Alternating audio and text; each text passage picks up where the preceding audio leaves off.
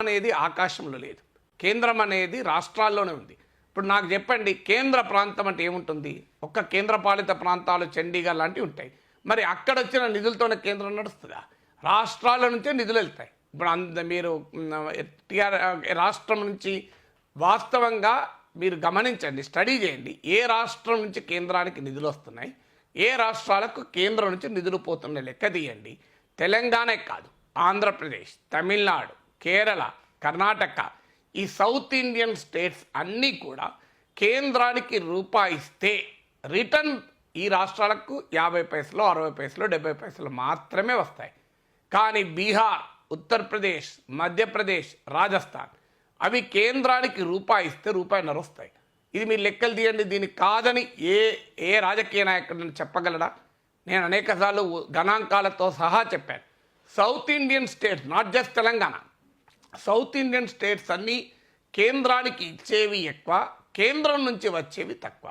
North Indian స్టేట్స్కు కేంద్రానికి ఇచ్చేవి తక్కువ, కేంద్రం నుంచి వచ్చేవి తక్కువ. ఇది రియాలిటీ. మీరు ఫైనాన్స్ కమిషన్ నివేదికలు తీసి చూడండి, మీకు కనబడుతుంది. అందువల్ల కేంద్రం ఇస్తున్నది అనేది కరెక్ట్ కాదు. కేంద్రం ఇవ్వాల్సిందే. కేంద్ర పథకాల్లో వాటా అదనంగా, ఇప్పుడు తెలంగాణకు ప్రత్యేకంగా అదనంగా ఇతర రాష్ట్రాలకు ఇవ్వకుండా, లేదా తెలంగాణ ఇచ్చిన తెలంగాణ నుంచి వెళ్ళిన నిధుల కన్నా ఎక్కువ నిధులు కేంద్రం ఇస్తే కేంద్రం ఇచ్చినట్టు లెక్క. సో కేంద్రం ఇచ్చినట్టు ఎప్పుడు లెక్క? రెండు ఉదాహరణలు.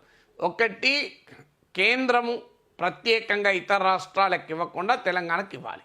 2, తెలంగాణ నుంచి వచ్చిన నిధుల కన్నా ఎక్కువ ఇవ్వాలి. తెలంగాణ నుంచి 1,00,000 కోట్లు వస్తే కేంద్రం నుంచి తెలంగాణకు 1,50,000 కోట్లు వచ్చాయనుకో, అప్పుడు ఇచ్చినట్టు లెక్క. అప్పటిదాకా ఇచ్చినట్టు లెక్కే కాదు కదా, మా డబ్బులే మాకు రిటర్న్ ఇస్తున్నారు కదా. మా తెలంగాణ నుంచి వెళ్ళి, మా ఆంధ్రప్రదేశ్ నుంచి వెళ్ళిన డబ్బులే మాకు ఇస్తున్నారు. అందులో కూడా 40 పైసలు పట్టుకొని ఇస్తున్నారు, ఇంకా మొత్తం ఇస్తలేరు కదా. మరి ఇచ్చినట్టు ఎట్లా లెక్క అవుతుంది? రోజు ఎందుకు కేంద్రం ఇచ్చింది, కేంద్రం ఇచ్చింది, కేంద్రం ఇస్తేనే బతుకుతున్నారు అని రోజు చెప్పేది ఏంది?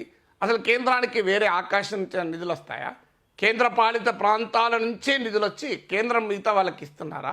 లేదు, కేంద్రానికి వచ్చే నిధులు రాష్ట్రాలందరూ ఇక్కడ జిఎస్టీ కడితే అందులో సిజిఎస్టీ ఉంటుంది, ఇక్కడ ఇన్కమ్ ట్యాక్స్ కడితే కేంద్రానికి వస్తుంది, ఇక్కడ దిగుమతులు వస్తే కస్టమ్స్ డ్యూటీ కడితే కేంద్రానికి వస్తుంది. మనం ఇక్కడ పెట్రోల్ బంక్లో పెట్రోల్ కొంటే దానిపైన ఎక్సైజ్ డ్యూటీ కేంద్రం వసూలు చేస్తుంది. సో అందువల్ల మనము సబ్బు కొన్నా దానిపైన సిజిఎస్టీ ఉంటుంది. అంటే తెలంగాణలో ఉన్న పౌరుడు ఒక్క సబ్బు కొన్నా కూడా దానికి కేంద్రానికి ఆదాయం వస్తుంది. మన బండిలో పెట్రోల్ బంక్లో పెట్రోల్ పోయించుకున్న కేంద్రానికి ఆదాయం వస్తుంది. ఇప్పుడు నేను ఇన్కమ్ ట్యాక్స్ కడతాను, అందులో అది కేంద్రానికి కాకపోతే ఎవరికి పోతుందా? రాష్ట్రానికి పోతుందా? సో అందువల్ల తెలంగాణ ప్రాంతం నుంచి వెళ్ళిన నిధులలో రూపాయి వెళ్తే 40 పైసలు, 50 పైసలు పట్టుకొని మిగతా ఇస్తున్నారు. సో మరి ఇచ్చిన తెలంగాణకి ఇచ్చిన మా నిధులు ఎవరి నిధులు కావు, అన్ని ప్రజల నిధులే. కేంద్ర నిధులు కాదు, అది మోడీ నిధులు కాదు, కేసీఆర్ నిధులు కాదు.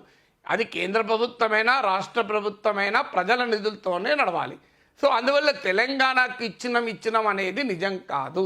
తెలంగాణ, నేను ఇంతకుముందు చెప్పినట్లు, మీరు తెలంగాణ నుంచి వెళ్ళిన డబ్బుల కన్నా ఎక్కువ ఇచ్చినప్పుడు ఇచ్చినట్లు లెక్క. ఇంపాసిబుల్ అది. మీరు ఏ ఏడాది ఉండదు, మీరు లెక్కలు తీయండి. ఏ ఏడాదిలో కూడా తెలంగాణ నుంచి కేంద్రానికి వెళ్ళిన నిధుల కన్నా తెలంగాణకు వచ్చిన నిధులు ఎక్కువ ఉండే ప్రసక్తే లేదు. తెలంగాణ ఉండదు, ఆంధ్రప్రదేశ్ కూడా ఉండదు. సో మరి ఎట్లా ఇచ్చినట్టు? లేదు, మీరు ఎవరికి ఇవ్వకుండా మాకే ఇచ్చారు. ఏమన్నా చెప్పండి, ఒక ప్రాజెక్టు ఏ రాష్ట్రానికి ఇవ్వకుండా తెలంగాణకే ఇచ్చే మేము సంతోషపడతాం, కాదని ఎందుకంటాం?